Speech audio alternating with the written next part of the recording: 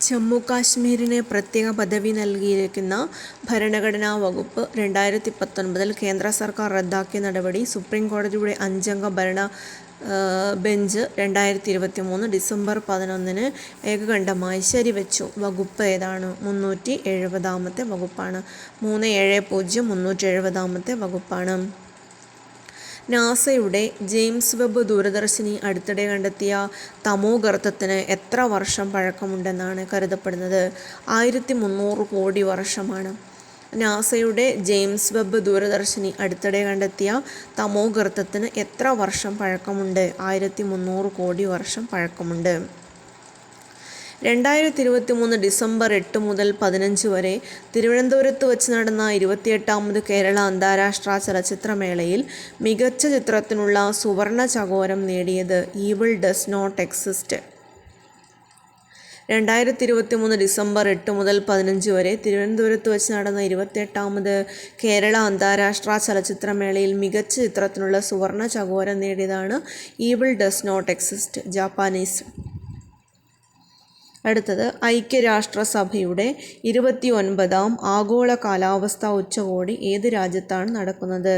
അസർബൈജാനിലാണ്. ഐക്യരാഷ്ട്രസഭയുടെ 29ാമത് ആഗോള കാലാവസ്ഥാ ഉച്ചകോടി ഏത് രാജ്യത്താണ് നടന്നത്? അസർബൈജാൻ. വിശ്രുത മലയാളി ചിത്രകാരൻ രാജാ രവിവർമ്മ വരച്ച 3 ചിത്രങ്ങൾ 45 കോടി രൂപയ്ക്ക് ലേലത്തിൽ വിറ്റു. ചിത്രങ്ങൾ ഏതൊക്കെയാണ്? കൃഷ്ണനും രുക്മിണിയും, അതിന് 14 കോടി രൂപ.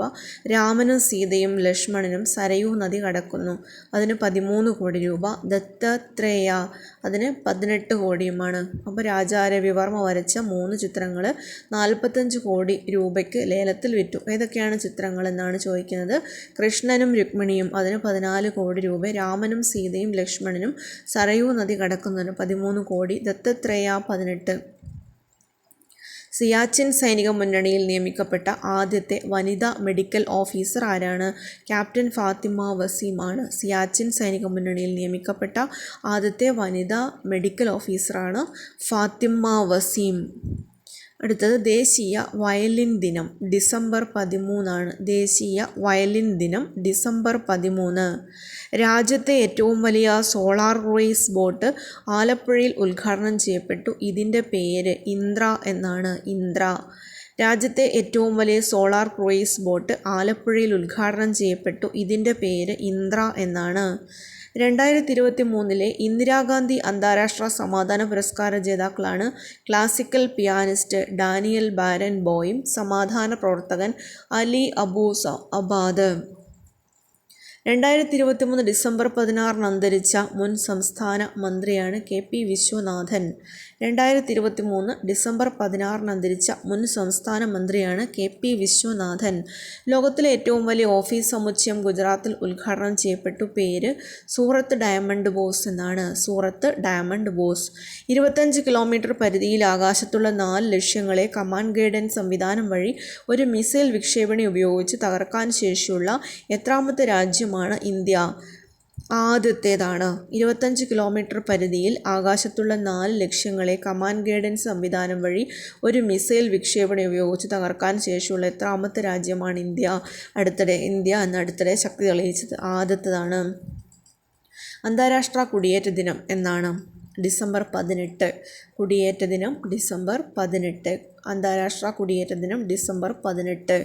2023 ഡിസംബർ 16 പാരീസിൽ അന്തരിച്ച അന്റോണിയോ നെഗ്രി ഏത് നിലയിൽ അറിയപ്പെട്ടതാണ്?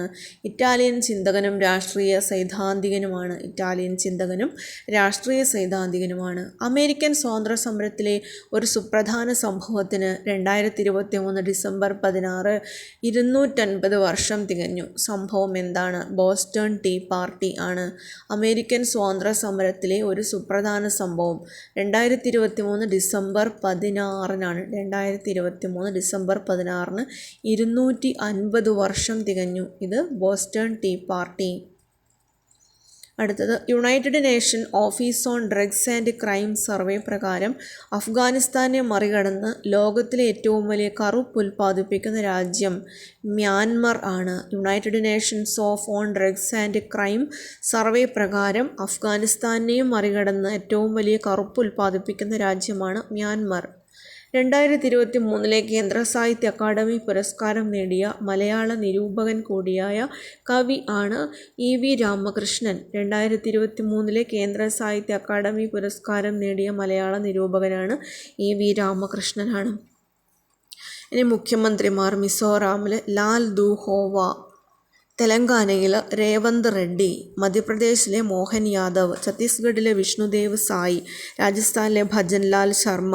പുതിയ മുഖ്യമന്ത്രിമാരുടെ പേരുകളാണ്: മിസോറാമിലെ ലാൽ ദുഹോവ, തെലങ്കാനയിലെ രേവന്ത് റെഡ്ഡി, മധ്യപ്രദേശിലെ മോഹൻ യാദവ്, ഛത്തീസ്ഗഡിലെ വിഷ്ണുദേവ്, രാജസ്ഥാനിൽ ഭജൻലാൽ. മിസോറാമിലെ ലാൽ ദുഹോവ സോറ പീപ്പിൾ മൂവ്മെൻറ്റ് ആണ്. Zoram people movement. തെലങ്കാനയിലെ രേവന്ത് റെഡ്ഡി കോൺഗ്രസ്, മധ്യപ്രദേശിലെ മോഹൻ യാദവ് BJP, ഛത്തീസ്ഗഡിലെ വിഷ്ണുദേവ് സായി BJP, രാജസ്ഥാൻ ഭജൻലാൽ ശർമ്മ BJP.